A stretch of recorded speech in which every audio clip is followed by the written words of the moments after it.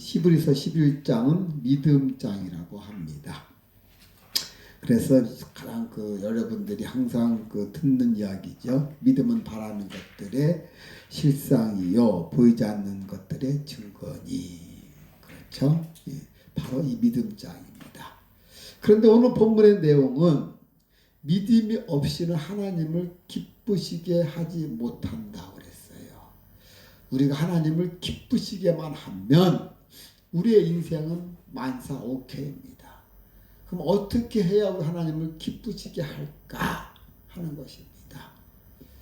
2026년도에는 항상 여러분들이 내가 하나님을 어떻게 기뻐하게 하지 하는 그 부분만 항상 생각하시길 바랍니다.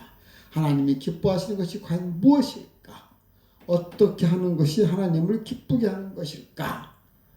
그 부분에 여러분들이 온 마음을 다 바쳐서 그런 일을 하시길 바랍니다. 자, 그런데 먼저 그럼 하나님 어떤 분이신가 하는 것을 우리가 생각해야 될 것입니다. 하나님은 어떤 분이신가 하는 부분입니다. 성경 전 66권을 통틀어서 하나님은 평등의 하나님, equality 하나님이라고 하는 그 equality 단어가 한 번도 나오지 않았다고 그랬어요. 그렇죠? 신구약 통틀어서 14,600 단어인데 그 14,600 단어 중에서 equality, 평등의 하나님이 한 단어도 나오지 않았다는 거예요. 그럼 하나님은 어떤 분이냐? equality, 공평의 하나님이라는 거예요. 이런 공평의 하나님이 과연 우리가 바라볼 때 그 공평의 하나님은 과연 어떤 분이신가? 우리가 흔히 알고 있는 콩 심는데 콩 나고 팥 심는데 팥 난다는 말, 그렇죠? 그게 바로 공평의 하나님이세요. 아무 일도 안 했는데 하나님이 복 주는 건 아니라는 거예요. 그런 공평의 하나님. 그래서 이 부분을 제일 잘 알고 있는 게 사탄 마귀입니다. 사탄 마귀가 하나님한테 침소합니다. 그래서 아니 하나님은 공평의 하나님이시지 않습니까? 왜 그런데 저기 지상에 있는 강세인은 죄를 지었는데 그러면 죄값을 치르게 되지 않습니까? 왜 하나님은 저를 갖다 심판하지 않습니까? 계속 흡수하는 거예요. 하나님은 공평의 하나님이지 않습니까? 그런데도 하나님은 그러면서도 그냥 손을 꽉 잡고 안 놔요. 여러분도 마찬가지입니다. 왜? 회개하고 돌아갈 것을 믿기 때문에. 설령 저들이 잠시 잘못했다 하더라도 한 발짝 다른 데 밟았다 하더라도 다시 돌아오기를 원하시고 그리고 하나님은 그 길로 인도하시기 때문에 아무리 사탄 마귀가 디아볼로스 계속해서 하나님을 그렇게 공격을 해도 하나님은 들은 척도 안 하고 끝까지 그 손을 놓지 않는다는 것입니다. 그렇습니다. 공평의 하나님이시면서 불구하고 그러면서도 하나님은 사랑과 자비가 많으신 하나님이라는 것입니다. 그 하나님 한번 딱 택함 받은 자는 하나님이 그를 놓지 않으실 분이십니다. 그런 분이 바로 우리의 하나님이시라는 것입니다. 자, 그런데 이 하나님을 과연 어떤 분이신가? 하나님을 우리가 정말로 정확하게 이야기했던 분이 있습니다. 다시 말해서 여호와 하나님을 경외하는 것이 지식의 근본이라는 말을 했죠. 누가 그랬습니까? 셀로몬. 그렇죠? 솔로몬이 이야기를 했습니다. 솔로몬이 그 누구보다도 확신을 가지고 이거를 주장했던 것입니다. 하나님을 경외하는 것. 하나님을 경외하는 것이 뭡니까? 하나님을 경외하는 것이 하나님을 하나님됨으로 인정하는 것이고 하나님을 하나님됨으로 인정한다는 것은 하나님을 찬양하고 경배하는 것입니다. 하나님을 찬양하고 경배하는 가장 기본적 행위가 바로 그분께 예배드리고 있는 것입니다. 그래서 이 자리에 예배드리러 온 여러분들은 하나님을 경외하고 있다는 것입니다. 자, 그렇다면 왜 하나님을 경외하는 것이 모든 지식의 근본이 되느냐는 거예요. 그렇다면 왜? 우리가 하나님을 경외하는 것은 바로 하나님됨으로 인정하는 것이고, 그리고 하나님됨으로 인정하는 것은 하나님을 찬양하고 하나님을 경배하는 것이다. 그래서 그거 하는 가장 기본적 행위가 예배를 드리는 것이다. 이런 것은 우리가 이제 알았어요. 자, 그런데 그렇다면 왜 하나님을 경외하는 것이 모든 지식과 지혜의 근본이 되는가 하는 것입니다. 이것을 우리가 잘 이해하기 위해서는 여호와, 즉 하나님의 그 신명에 대해서 그 뜻을 우리가 알아야 한다는 거예요. 하나님의 신명, 하나님의 이름은 여러 가지가 있잖아요. 그죠? 그 하나님의 그 신명 중에 그 예흐와라는 게 있습니다. 이 예흐와, 이거는 하야라는 그런 단어에서 유래가 된 것입니다. 그 예흐와, 이 예흐와는 뭐뭇이 이다 라는 비동사, 또는 뭐뭇이 되다 라는 become이라는 그 동사에 대해서 나온 것입니다. 다시 말해서 예흐와, 이 예흐와라는 것은 존재하는 자, 무에서 유로 창조하는 자. 그러니까 사전적으로 말한다면 스스로 있는 자라는 뜻이에요. 그러니까 이 의미가, 다시 말해서 이 이름은 하나님께서 백성과 언약을 맺으시고, 그리고 그 언약을 신실하게 지키심을 강조할 때 이 여호와를 쓰는 거예요. 여호와. 이 하나님 여호와 이름을 쓸 때는 하나님이 나는 너와 약속을 했고 그 약속을 내가 반드시 지킨다는 걸 강조할 때 그때 여호와 하나님이라는 것을 사용한다는 것입니다. 다시 말해서 그분은 스스로 계신 분으로서 모든 존재의 근원이시기 때문에 그렇습니다. 그래서 그로 말미암아 모든 것이 지음을 입었고 그의 섭리에 따라서 모든 만유가 운행이 된다는 거예요. 따라서 그를 경외하는 것은 그 존재의 본질에 우리가 접근하는 것입니다. 즉 참다운 삶을 사는 그 방편을 획득하는 것이, 그래서 여호와를 경외하는 것이 모든 지식의 근본이 되는 거예요. 하나님 스스로 계시는 자다는 거예요. 그래서 하나님이 모든 것을 창조하셨고 그리고 모든 만유가 그 섭리에 따라 운행되기 때문에, 그래서 우리가 하나님을 경외하는 것이 모든 지식의 근본이라는 거예요. 그래서 경외, 이르아라는 이 경외라는 것이 하나님을 향한 그 거룩한 두려움을 갖는 거예요. 이 두려움, 하나님을 향한 이 거룩한 두려움이라는 것이 노예가 주인에게 가지는 어떤 수동적인 그런 두려움이 아니라 자식이 아버지를 향해 갖는 능동적인 두려움, 곧 공경을 가리키는 것입니다. 따라서 여호와를 경외하는 것은 하나님을 자신의 창조자로 인정하며 그분만을 절대적으로 섬기는 자세이라는 것을 가리키는 것입니다. 이것이 바로 하나님을 경외하는 것입니다.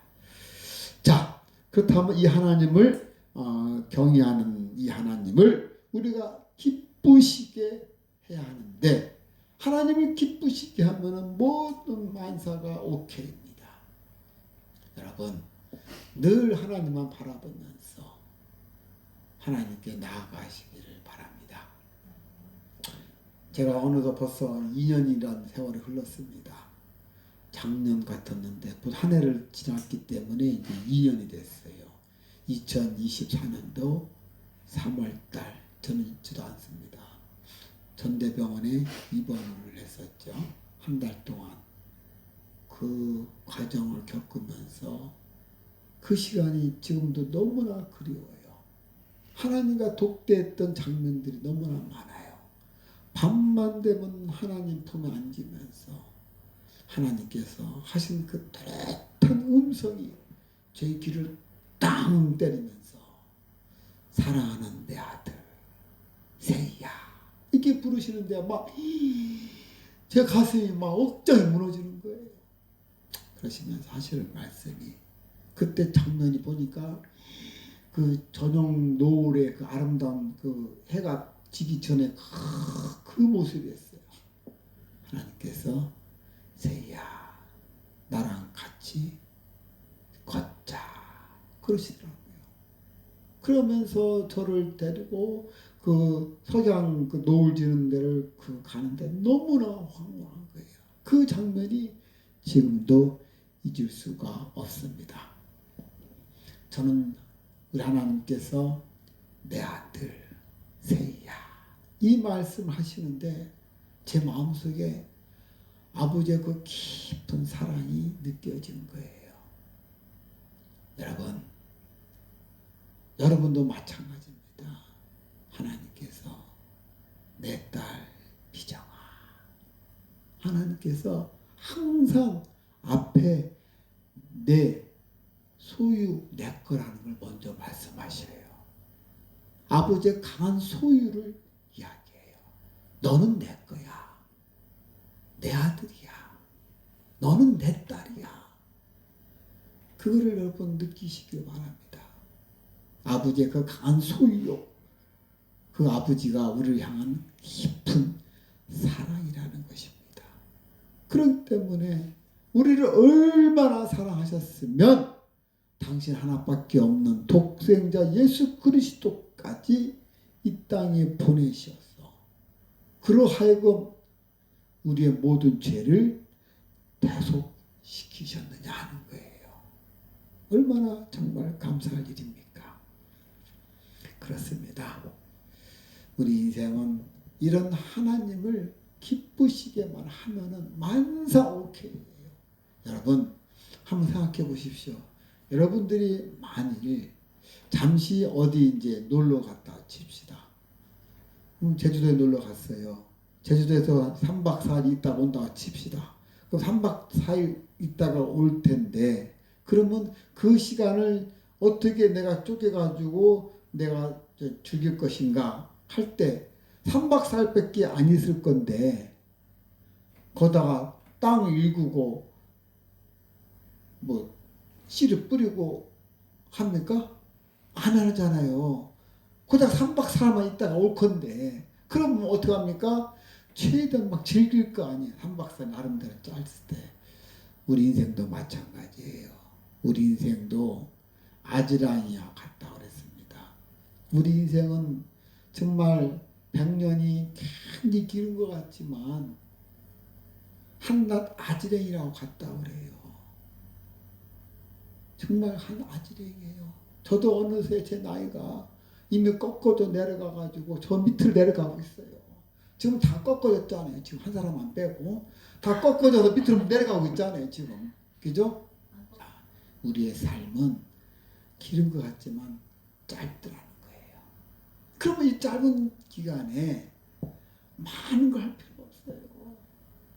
오직 우리가 합시 앞에만 탁 붙으면 되는 거예요. 하나님께서 인도하시는 대로 하나님을 기쁘시게 하는 것이 무엇일까? 그러면서 하나님의 기쁜 조가 되어야 되지 않겠습니까? 그럼 하나님이 우리를 향해서 엄청난 많은 축복을 주실 줄 믿습니다. 자, 그렇다면 우리가 하나님을 기쁘시게 하는데 어떤 자가 하나님을 기쁘시게 할까 하는 것입니다. 그런데 히브리서 기자는 이렇게 말하고 있습니다. 하나님을 기쁘시게 하는 자는 첫째, 하나님이 반드시 하나님 계심을 믿으라는 거예요. 그러면 하나님이 기쁘시다는 거예요. 그 히브리서 기자는 말하기를 첫째, 반드시 하나님이 계심을 믿어라. 그리고 둘째, 하나님이 상 주심을 믿어라. 하나님이 상 주신다는 걸 믿으라는 거예요. 그러면 하나님이 기쁘시다는 거예요. 야, 이 대목은 너무나 좋은 대목이에요. 하나님이 상 주시는 걸 믿기만 하면 하나님이 기뻐하시니까 얼마나 좋아요. 그렇죠? 그러면서 믿음이 없이는 하나님을 기쁘시게 하지 못하나니. 그렇습니다. 우리가 전절 5절을 읽었지 않습니까? 5절에서 보면은 에녹이 믿음으로, 그렇죠? 믿음으로 에녹은 죽음을 맛보지 않고 옮겨졌다 그랬어요. 이 땅에서 천국으로 옮겨졌어요. 유일하게 당시 초창기 때 그때 죽지 않고 바로 올라간 사람이 바로 에녹입니다. 근데 이 에녹이 산채로 올라간 것은 그의 믿음이라는 거예요. 에녹이 믿음으로 하나님을 기쁘시게 했기 때문에 하나님께서 그를 산채로 끌어올렸다는 것입니다. 그래서 하나님을 기쁘시게 한 그 비결이 곧 그의 믿음이었다는 것을 분명히 밝혀주고 있는 것입니다. 저는 처음에 이 대목을 보면서 야, 너무나 에녹이 부러웠어요. 참, 에녹은 죽음을 맛보지 않고 그냥 하늘 올라갔으니 야, 나도 좀 이렇게 하고 싶다. 그래서 에녹의 삶을 어떻게 살았는가 보려고 봤더니 나오는 단어가 몇 개 없어요. 단지 에녹은 하나님과 동행하는 삶을 몇 년 동안 살았다고요? 그래요. 아니, 한 달, 두 달도 아니고 우리는 부부로 살면서 10년 이상 이렇게 오래 사는 것도 쉽지 않은데 맨날 막 왼수 막 하잖아요. 그런데 하나님은 에녹과 300년 동안 같이 동행했다는 거예요. 이야, 대단하지 않습니까? 그것도 모자라서 하나님이 아야 올라온나 해서 바로 끌어올려 버리신 거예요. 저는 그래서 에녹이 어떻게 살았기에 하나님과 동행했을까 하고 그 문장을 가만히 보니까 하나님과 동행했던 그 시점이 무드셀라라는 아들을 낳고 나서부터더라고요. 자기 아들 무드셀라를 딱 낳는데 하나님이 그의 이름을 무드셀라로 지어라. 무드셀라요? 아, 왜요? 하나님 지으라 하니까 무드셀라로 지었죠. 무드셀라는 뭡니까? 마지막 할 수 있는 자예요. 아, 그때 에녹이 딱 아하 간파한 거예요. 아, 에녹이 무드셀라가 이 아들이 마지막 삶은 자구나. 이 아들이 죽으면 우리 지구에 종말이 오는구나. 이거를 알은 거예요. 그러니까 이 에녹은 계속 아들만 쳐다보는 거예요. 이 아들이 어떻게 사는가 봐. 근데 그 아들 태어난 그 이후부터 하나님과 동행했다는 거예요. 그러니까 모든 포커스를 하나님께 다 맞춰버린 거예요. 아, 조금 있으면 삶이 끝나는구나. 오직 하나님만 바라본 거예요. 하나님만 의지했던 거예요. 그러니까 하나님과 동행하는 삶을 살았죠. 그랬다 나중에 하나님이 그를 들어 올렸다는 사실이에요. 저는 그걸 보고 엄청 에녹이 복받은 자구나. 물론 복받은 자였어요. 그리고 굉장히 부러워했는데 알고 봤더니 에녹을 끌어올린 것이 에녹만을 위한 게 아니었다는 거예요. 우리를 위함이었어요. 아니, 에녹이 하늘로 끌어올라간 것이 그것이 왜 우리를 위함이지? 그때 당시는 죽은 자가 한 명도 없었어요. 아담이 죄를 져가지고 그때 정령 죽으리라. 이 사과를 먹으면 정령 죽으리라. 선악과를 먹었을 때. 그런데 먹었는데 죽지는 않고 쫓겨났어요. 에덴 동산에서. 쫓겨났는데 늘 가슴 속에 하나님의 말씀이 늘 두려웠던 거죠. 그런데 먹고 나서 죽지는 않았어요. 계속 살고 있으니까 영이 죽었다고 말을 해요. 육은 살아있는데 영은 죽었다. 물론 그 말도 맞지만 결국에 나서는 죽었잖아요. 아담도 결국 죽었어요. 그런데 이 죽음이라는 걸 한 번도 맛보지 않는 그들이 얼마나 두려웠겠어요. 죽음이라는 걸 맛보지 않았는데. 그러니까 하나님께서 희망을 주는 거예요. 그 희망이 살아있는 에녹을 데리고 올라감으로 인해서 소망이 생긴 거죠. 부활해서 올라가는구나. 올라가서 결국 사는구나. 그 소망을 주시기 위해서 에녹을 갖다가 그냥 끌어올린 거였습니다. 자, 어떻든 이런 에녹을 바로 구원을 주신 것은 산채로 구원 주신 것은 에녹이 하나님을 기쁘시게 했다는 것이고, 하나님을 기쁘시게 하는 것이 무엇입니까? 그의 믿음이었다는 거예요. 그렇습니다. 하나님을 기쁘시게 한 것은 바로 하나님을 믿는 거라는 것입니다. 자, 그렇다면 여러분은 하나님을 믿습니까? 우리 조슈아도 하나님을 믿습니까? 그런데 많은 사람들에게 하나님 믿느냐고 물으면 다 믿는다고 해요. 나 믿습니다 말하는 사람은 없어요. 거의 없어요. 다 믿는다고 말합니다. 자, 그것은 하나님을, 그의 삶을 보면 하나님을 믿는 게 아니었어요. 그래서 주님께서 우리에게 말씀하시기를 나를 안다는 것과 나를 믿는다는 것은 다르다. 이 말씀을 하신 거예요. 정말로 하나님을 믿고 하나님을 경외한다면 그 하나님 말씀에 순종하고 그분만을 의지한다는 거예요.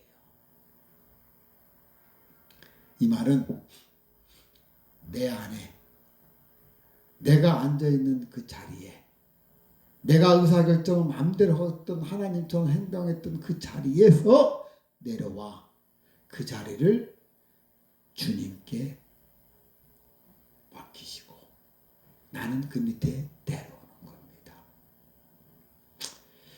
그렇습니다. 하나님을 믿는다는 것, 여러분 안에 있는 예수님, 그 성령님을 여러분이 권좌에 앉히시고 여러분은 그 밑에 내려와야 한다는 것입니다. 그렇습니다. 하나님을 믿는 것, 하나님을 믿는 사람에게 있어서 우리가 가장 어려운 것은 무엇일까? 하나님을 믿고 있는 여러분들에게 있어서도, 여러분들이 신앙생활 하는 데 있어서도 정말로 가장 어려운 것이 무엇일까? 신실한 크리스찬으로서 믿음 생활하는 데 있어서 가장 힘든 것은 무엇일까? 우리 조슈아는 믿음 생활하는 데 있어서 가장 힘든 것이 무엇이었습니까? 믿는 것. 그렇죠. 프랑스의 육군 장교 출신이었던 그 사롤드 푸코라는 분이 있었습니다. 이 사롤드 푸코라는 이 장교가 전역을 하고 그리고 선교사로 나갑니다. 그래서 사하라 사막에 있는 그 원주민들을 전도하는 거예요. 전도하고 선교하고 차이점은 조슈아 아세요? 전도하고 선교의 차이점은 맥락은 다 같은 말이에요. 그죠? 복음을 전하는 거니까. 그런데 선교는 타 지역에서 하는 것은 선교고 우리 같은 이 땅 안에 모고 안에 있는 데서는 선교를 안 하고 전도라고 합니다. 전도와 선교의 차이는 달라요. 자, 이 사르드 부코라는 이 장교가 사라 사막으로 가서 이제 선교하러 갔죠. 가서 그 원주민들을 전도합니다. 그 원주민들을 향해서 계속 말씀을 증거하고 하다가 결국은 원주민에 의해서 총에 맞아서 결국은 순교를 당합니다. 이 사르드 부코가 죽기 전에 남긴 책이 있습니다. 사라 불꽃이라는 책을 남겼습니다. 그 사라 불꽃이라는 그 책에서 이렇게 말합니다. 하나님을 믿는 사람에게 있어서 가장 어려운 것은 바로 하나님을 믿는 것이다. 참 이 말이 너무나 감동적이면서도 제 마음에 딱 와 닿았어요. 그렇습니다. 우리가 하나님을 믿는다는 것이 정말 이게 쉬운 일이 아니구나. 주님께서 말씀하시는 것이 나를 안다는 것과 믿는다는 것을 다르다는 말씀이 바로 이 말씀이시구나. 그렇습니다. 우리가 하나님을 믿는다 하면서도 하나님을 믿지 아니하는 우리의 모습들. 정작 믿는 것은 하나님 자신을 믿는 게 아니라 나 스스로를 믿고 있는 내 모습. 나의 생각이나 나의 지식이나 또는 나의 물질이었던 것입니다. 정말로 우리가 만군의 여호와 하나님을, 우리 역사의 주관자이신 하나님을, 우리 만물을 창조하신 그 하나님을 믿고 나아가면 우리의 삶은 윤택해지고 그리고 고통 없는 그런 풍요로움 속에서 구원의 승리를 우리는 맛보게 된다는 것입니다. 자, 그렇다면 우리가 하나님을 믿지 않고 하나님을 멀리할 때 우리의 인생은 과연 어떤 모습일까? 생각하고 싶지도 않지요. 그 말을 전도서에서 정확하게 표현을 했습니다. 1장 1절과 2절 보면은 이 말하고 있는 자가 그렇죠. 솔로몬이죠. 다윗의 아들 솔로몬이잖아요. 그죠? 근데 솔로몬이 말을 어떻게 하냐면 다윗의 아들 예루살렘의 왕, 당시 왕이었으니까 전도자의 말씀이라 이렇게 말하잖아요. 그러니까 다윗 솔로몬이 나는 다윗의 아들이라는 말을 한 이유는 내가 다윗 언약의 계승자다. 그래서 다윗의 아들 그리고 예루살렘의 왕, 내가 하나님의 신정 통치의 대리자로서 본서의 신적 권위를 지금 강조하고 있는 거예요. 예루살렘의 왕, 그리고 전도자, 삶의 교훈을 주는 자, 그렇죠? 인생의 문제에 답을 주는 그런 전도자, 그런 자가 지금 말한다는 거예요. 2절 뭐라고 말합니까? 권사님 읽어보세요. 전도자가 이르되 헛되고 헛되며 헛되고 헛되니 모든 것이 헛되도다. 그래요. 헛되고 헛되며 헛되고 헛되니 모든 것이 헛되도다. 이 하벨, 헛되다는 이 표현이 하벨이거든요. 하벨 하발림, 하벨 하발림, 하콜 하벨. 그러니까 하벨이라는 헛되다는 이 단어를 무려 5번이나 쓴 거예요. 하벨 하발림, 하벨 하발림, 하벨 하콜 하벨. 자, 이 히브리어에서는 같은 말을 반복하면 강조를 나타내는 거예요. 그러니까 지금 강조를 막 5번이나 한 거예요. 그만큼 헛되다는 거예요. 허무하다는 것을 지금 이야기하고 있는 것입니다. 근데 더 놀라운 사실은 이 인생의 허물을 지금 이야기하고 고백한 자가 누구예요? 솔로몬. 당대 부귀영화를 누렸던 솔로몬입니다. 그러면서 그 뒤이어서 인생이 왜 무사한가를 설명하고 있습니다. 3절을 보면은 정말 우리 인생이 허무하다고 할 수밖에 없는 그 이유, 3절을 보면은 모든 수고가 무익하다는 거예요. 그렇죠? 그 다음에 또 4절에 보면은 인생은 짧고 덧없다는 거예요. 그리고 또 5절서부터 8절 내용을 보면 인생의 욕망은 끝이 없어서 만족이 불가능하다는 겁니다. 그리고 9절에서 11절까지 우리 인간의 각 세대는 왔다가 가는 기억조차 없이 사라진다는 거예요. 그렇기 때문에 우리 인생은 허무하다는 걸 이야기하고 있습니다. 자, 그렇답니다. 인생의 허무는 그 누구도 피할 수 없고 어떤 수단에 의해서도 결코 극복될 수가 없는 것입니다. 이러한 허무는 절대자이고 창조주이시면서 축복의 근원이신 하나님과 단절될 때 나타나는 현상인 것입니다. 그렇습니다. 우리의 인생은 하나님 없이는 아무 소용이 없습니다. 아무런 가치가 없다는 것을 지금 솔로몬이 이야기하고 있습니다. 여러분, 우리 인간이 어떻게 태어났습니까? 한번 창세기 2장 7절 한번 보도록 하겠습니다.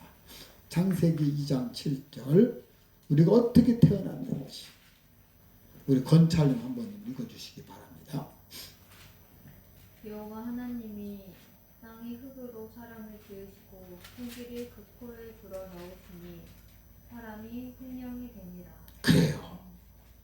우리 인간은 하나님께서 흙으로 빚어서 코에 생기를 부어 넣어서 우리를 만들었다는 거예요. 그래서 그 사람이 생명이 됩니다. 하나님께서 흙으로 빚어가지고 부르셔가지고 우리 인간이 된 거예요. 그렇기 때문에 우리가 죽으면 우리의 그 혼은 바로 하나님께로 귀속해 가는 것입니다. 우리의 육은 땅에서 묻어버리고 사람이 생명이 되니라. 이 말은 땅의 흙으로 사람을 만드시고 그 코에 하나님의 생기를 부어 넣으셔서 곧 생명의 그 숨결을 부어 넣으심으로써 우리는 살아 움직이는 생명체가 되었다는 것입니다. 이것은 우리에게 매우 중요한 교훈을 던져주고 있습니다. 다른 생명 있는 피조물과 달리 우리 인간은 하나님을 떠나서는 생명을 누릴 수 없다는 것입니다. 왜냐하면 다른 피조물들은 바로 그 생명이 땅에서부터 나왔습니다. 흙으로 각종 들짐승과 새를 지으셨습니다. 반면에 우리 인간은 직접 하나님으로부터 나왔기 때문에 다른 생명체들은 흙으로부터 나왔지만 우리는 하나님으로부터 하나님께서 생기를 부어 넣으심으로 인해서 우리가 나왔다는 것입니다. 근데 여기서 가만히 보면은 여호와의 하나님이 땅의 흙으로 땅과 흙이 이 도대체 뭔 말일까? 그렇죠? 근데 그 원어를 보니까 이 땅은 이게 아마드, 다시 말해서 이 그라운드, 큰 땅을 말하는 거예요. 그 그라운드 아마드의 하나님의 그 땅이 흙으로 아파르, 그 흙은 더스트, 먼지라는 거예요. 이 먼지로 우리를 만들었다는 거예요. 여러분들 만들 때 그 재료가 무슨 고름토 같이 무슨 뭐 좋은 흙으로 만든 게 아니라는 거예요. 먼지, 더스트, 아파르, 이 먼지로 여러분을 만들었다는 거예요. 아무 쓸모없는 먼지. 그 먼지 하나님이 생기를 부어 넣어서 여러분이 생명체가 된 것입니다. 그래서 창세기 3장 19절에 보면 내가 흙으로 돌아갈 때까지 얼굴에 땀을 흘려야 할 것임을 흘려야 먹을 것을 먹으리니 내가 그것으로 취함을 입었으니라. 그러면서 너는 흙이니 흙으로 돌아갈지니라. 그렇습니다. 흙이니 흙으로 돌아갈지어다. 아파르 그리고 아다마 그라운드. 그렇습니다. 티끌이나 먼지를 가지고 사람을 만드셨고 그 코에다 생기를 부어넣어서 우리를 만드신 것입니다.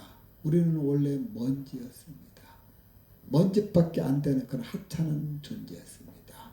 이 먼지가 무슨 쓸모가 있겠습니까? 그렇죠? 참고로 여러분, 천국에 우리가 오랫동안 청소 안 하고 그러면은 수북히 먼지가 이렇게 쌓이잖아요. 그죠? 자, 질문 들어갑니다. 천국에 먼지가 있을까요? 안 가봐서 몰라. 그죠? 여러분 느낌에 없어요. 먼지가 없어요. 이 더스트, 이 티끌 같은 이 먼지가 하나도 없어요. 이 땅에는 청소하나 가만 내비두면 결국은 또또한 먼지에서 쫙 쌓이지만 천국은 그 먼지가 없다는 것입니다. 그렇습니다. 우리는 먼지였습니다. 아무 쓸모없는 가치가 없는 먼지인데 하나님께서 이런 먼지를 생기를 부어넣어서 생명체를 만드신 것입니다. 그래서 우리는 하나님을 떠나거나 하나님을 멀리 한다면, 하나님 우리를 떠나신다면 우리는 어떻게 합니까? 생명 없는 한 줌의 흙으로 우리는 돌아갈 수밖에 없다는 것입니다. 그래서 하나님을 떠난 우리 인간은 먼지와 같은 존재, 아무 쓸모없는 존재라는 것입니다. 그래서 우리는 역사의 주관자이시고 우주 만물을 창조하신 그 하나님이 살아계셔서 역사하심을 우리는 믿어야 한다는 것입니다. 자, 두 번째로 우리가 하나님께로 나아가는 자는 반드시 하나님을 상 주신다는 거예요. 하나님을 찾는 자에게 상 주심을 믿어야 할지니, 여러분 이걸 믿으시기 바랍니다. 내가 하나님 앞에 가까이 갈 때 하나님께 나한테 상 주신다는 걸 믿으시길 바랍니다.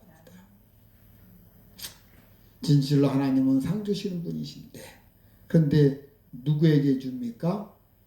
바로 하나님께 부지런히 찾아가는 자에게 하나님이 상을 주신다는 겁니다. 따라서 우리는 날마다 하나님께 나아가야 됩니다. 하나님을 찾으셔야 된다는 겁니다. 그래야 할 때 하나님께서 하나님을 찾는 자에게 상 주신다는 거예요. 그렇습니다. 그런데 우리가 꼭 알아야 할 사실은 하나님께서 우리에게, 즉 당신을 찾는 자에게 주시는 상이 무엇일까 하는 거예요. 천국, 그렇죠. 그것도 주시죠. 그런데 천국보다 더 어마어마한 거 하나님 주시는 거예요. 자, 하나님께서 도대체 뭘 주시는가? 응? 에레미야서를 보면은, 에레미야서 29장 13절을 보면, 너희가 진심으로 나를 찾고 찾으면 나를 만나리라. 아, 이 표현은 좀 약한 것 같다. 하나님은 만나. 그래. 자, 그런데 더 나아가서 창세기 15장 1절 말씀 보면은 더 리얼하게 나옵니다. 하나님께서 아브라함과 언약을 세우시기에 앞서서 하나님께서 말씀하신 내용입니다. 그 내용이 뭡니까? 아브라함아 두려워 말라. 나는 내 방패여 너의 지극히 큰 상급이니라. 우주 만물을 창조하신 하나님께서 우리에게 말씀하시기를 나는 너의 방패가 될 것이며 또 너의 지극히 큰 상급이 될 것이다.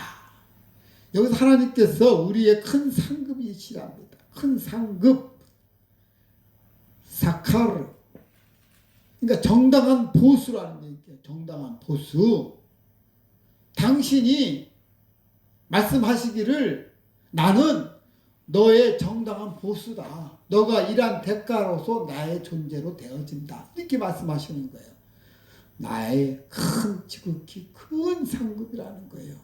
하나님께서 당신 자신을 우리에게 내어주셨다는 거예요. 자, 이 말은 우리들의 모든 행복과 축복의 근원이 되신다는 것을 말하고 있는 것입니다. 그렇습니다. 하나님께서 하나님 자신이 하나님을 찾는 자들에 대한 상급임을 직접적으로 말씀하신 것입니다. 이는 곧 하나님을 간절한 마음으로 찾고 찾을 때 하나님을 만나고 하나님 자신을 상급으로 받게 된다는 것입니다.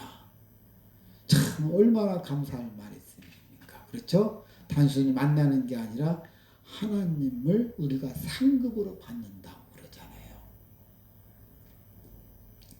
또 신약에 와서 누가복음 15장에 보면 여러분들 잘 아는 돌아온 탕자 이야기입니다. 그때 그 아버지가 준 것은 단순히 물질이나 명예가 아니었습니다. 그는 바로 자비하신 아버지 자신을 상으로 준 것이었습니다. 비록 그가 아버지를 외면하고 집을 나갔지만 그래서 그는 상 받을 만한 아무런 이유도 없었습니다. 그러나 그가 다시금 회개하고 아버지를 찾았을 때 아버지는 그를 받아주셨으며 그리고 그에게 자기 자신을 내어준 것입니다. 하나님을 찾는 자가 받는 상은 결코 그 행위에 의한 상급이 아니라 믿음을 통해서 하나님의 은혜로 말미암아 받은 선물이라는 것입니다. 그러므로 한낱 먼지에 불과한 우리는 하나님을 떠나서는 살 수가 없습니다.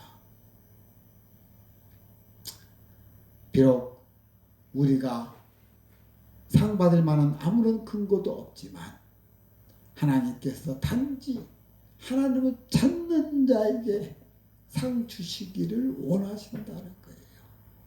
그렇기 때문에 우리는 부지런히 그리고 간절하게 하나님을 찾아야 될 줄 믿습니다.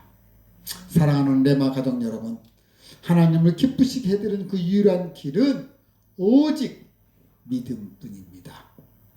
믿음은 우리를 하나님께 나아가게 하는 유일한 길입니다. 그분 자신을 상급으로 받게 하는 유일한 길이라는 것입니다. 근데 특히 이 믿음에 요구되는 그 세 가지 덕목이 있습니다. 그것은 뭡니까? 아벨과 같이 아벨이 하나님께 예배를 드리지 않았습니까? 제사를 드릴 때. 그러니까 아벨이 드린 제사를 하나님 받으시는데 가인이 드린 제사를 안 받았잖아요.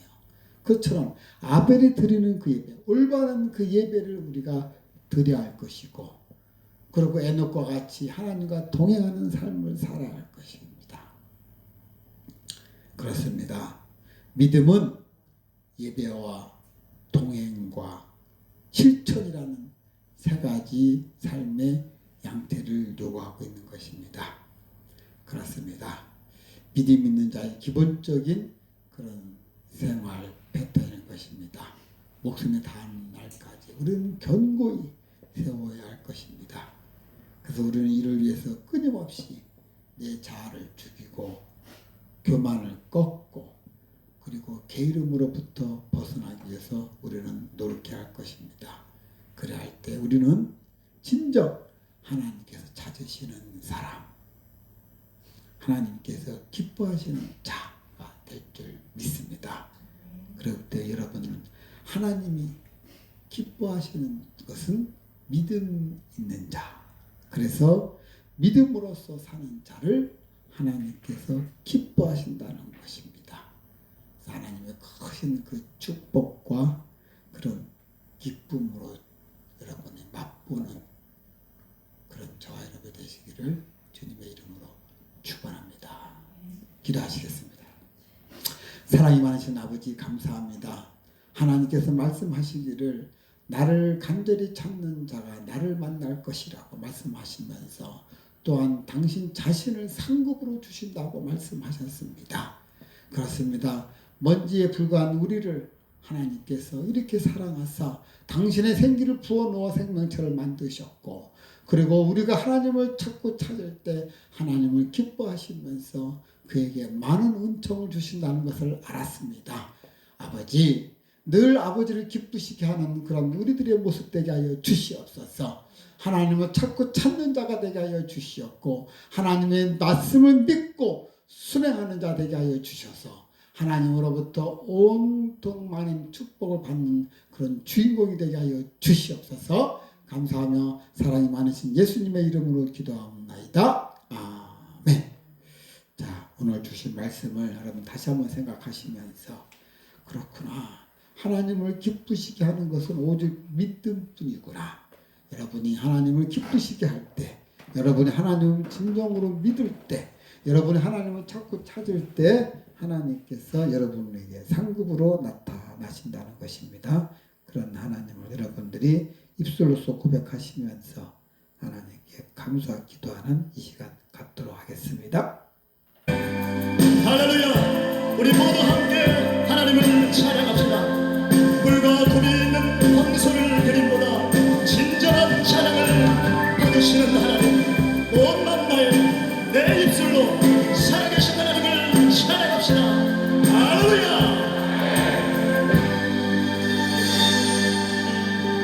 내 입술로 하나님의 이름을 찬송하며 내 맘으로 하나님을 즐겁게 찬양하네. 내 입술로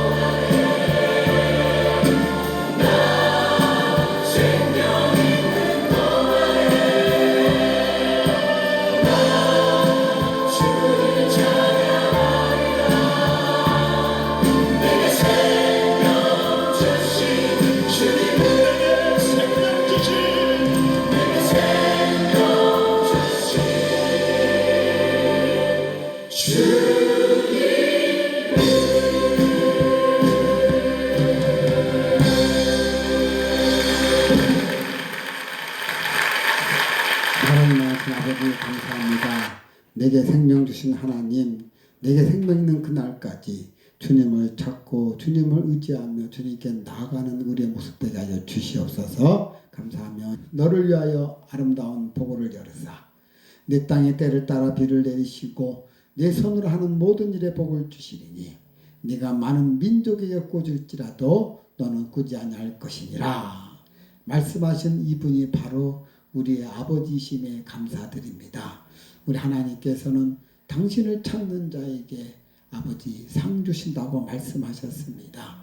우리가 하나님을 기쁘시게 하는 것은 오직 믿음이라는 것 또한 알게 되었습니다.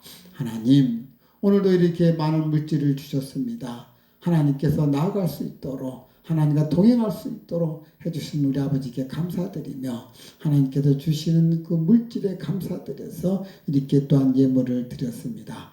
지금은 이 예물이 비록 적지만 저희들의 정성과 하나님을 향한 그 감사의 마음을 담아드리오니 하나님께서 기뻐 받으시는 그런 예물이 되어 주시었고, 또한 우리의 모든 형편과 필요를 아시는 하나님, 우리의 모든 필요를 채워 주셔서 우리의 생업과 삶의 축복이 차근 넘치도록 풍성하게 채워 주시옵소서. 다 같이 일어나셔서 지금은 우리 주 예수 그리스도의 은혜와 한량하신 하나님의 사랑과 성령님의 감동하심이 오늘 주의 말씀을 붙잡고 늘 주님께 나아가기를 원하며 하나님을 기쁘시게 하기를 원하는 당신의 아들, 딸 머리 위에, 그리고 그들이 추진하고자 하는 각종 사업장 위에, 그리고 그들 가정 위에 지금으로부터 영원토록 함께 있을지어다.